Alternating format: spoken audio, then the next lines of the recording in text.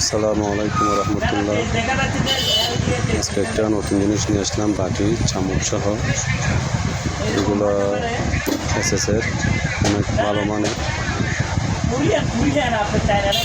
এগুলা চামচ সহ আর বাটি সহ আপনার 160 টাকা প্রাইস।